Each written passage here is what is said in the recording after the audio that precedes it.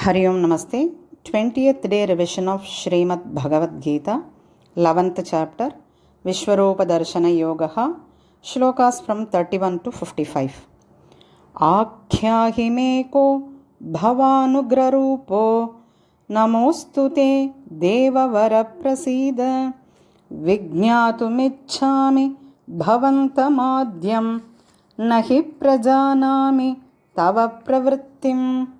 श्री भगवानुवाच कालोऽस्मि लोकक्षयकृत् प्रवृद्धः लोकान् समाहर्तुमिह प्रवृत्तः ऋतेऽपि त्वां न भविष्यन्ति सर्वे येव स्थिताः प्रत्यनीकेषु योधाः तस्मात् त्वमुत्तिष्ठ यशो लभस्व जित्वा शत्रून् भुङ्क्ष्व राज्यं समृद्धं मयैवैते निहताः पूर्वमेव निमित्तमात्रं भव सव्यसाचिन् द्रोणं च भीष्मं च जयद्रथं च कर्णं तथान्यानपि योधवीरान् मया हतांस्त्वं जहिमा व्यथिष्ठा युध्यस्व जेतासि रणे सपत्नान्।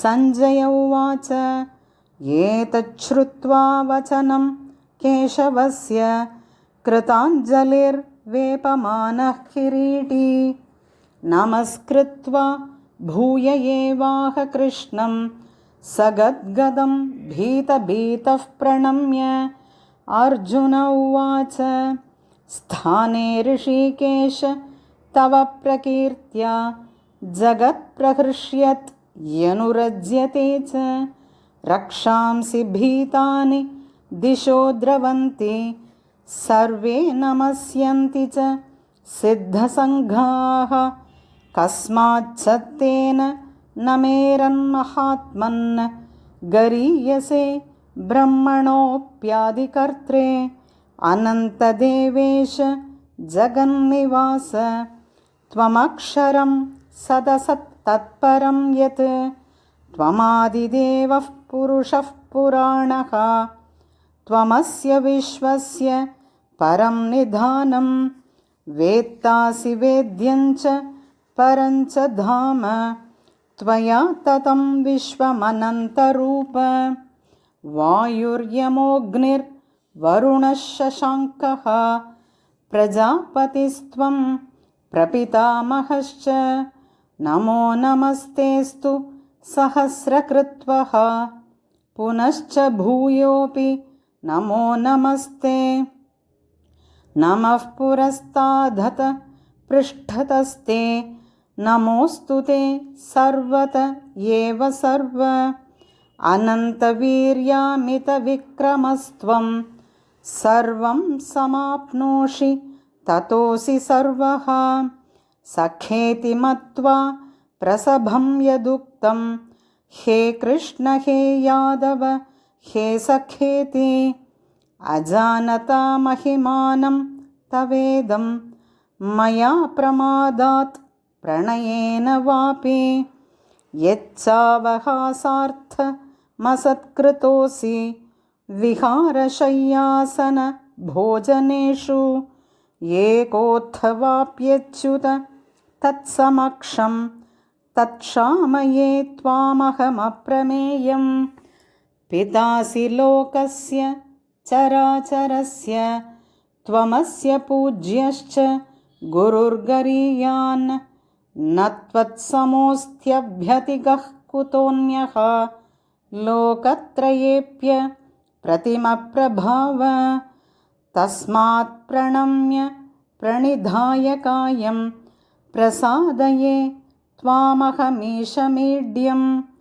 पितेव पुत्रस्य सखेव सख्युः प्रियः प्रियायार्हसि देव सोढुम् अदृष्टपूर्वं हृषितोऽस्मि दृष्ट्वा भयेन च प्रव्यथितं मनो मे तदेव मे दर्शय देवरूपं प्रसीद देवेश जगन्निवास किरीटिनं गदिनं चक्रहस्तं इच्छामि त्वां द्रष्टुमहं तथैव तेनैव रूपेण चतुर्भुजेन सहस्रबाहो भव विश्वमूर्ते।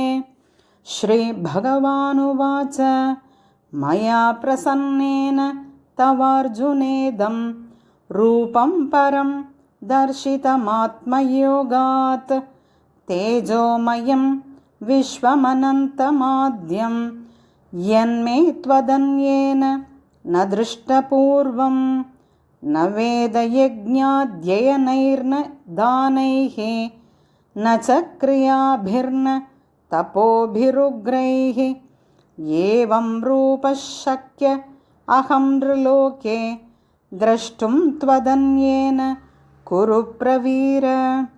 मा ते व्यथा मा च विमूढभावः दृष्ट्वा रूपं घोरमीदृं ममेदं व्यपेतभिः प्रीतमनाः पुनस्त्वं तदेव मे रूपमिदं प्रपश्य। सञ्जय उवाच इत्यर्जुनं वासुदेवस्तथोक्त्वा स्वकं रूपं दर्शयामास भूयः आश्वासयामास च भीतमेनं भूत्वा पुनः सौम्य वपुर्महात्मा। अर्जुन उवाच दृष्ट्वेदं मानुषं रूपं तव सौम्यं जनार्दन इदानीमस्मि संवृत्तः सचेताः प्रकृतिं गतः। श्रीभगवानुवाच सुदुर्दर्शमिदं रूपं दृष्टवानसि यन्मम देवा अप्यस्य रूपस्य नित्यं दर्शनकाङ्क्षिणः नाहं वेदैर्न तपसा न दानेन न चेज्यया शक्य एवं विधो द्रष्टुं दृष्टवानसि मां यथा भक्त्या त्वनन्यया शक्यः अहमेवं विधोऽर्जुन ज्ञातुं द्रष्टुं च तत्त्वेन प्रवेष्टुं च परन्तप।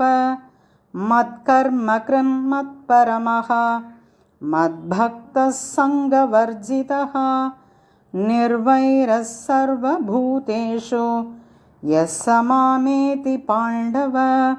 ॐ तत्सदिति श्रीमद्भगवद्गीतासु उपनिषत्सु ब्रह्मविद्यायां योगशास्त्रे श्रीकृष्णार्जुनसंवादे विश्वरूपदर्शनयोगो नाम एकादशोऽध्यायः। हरिः ओम्।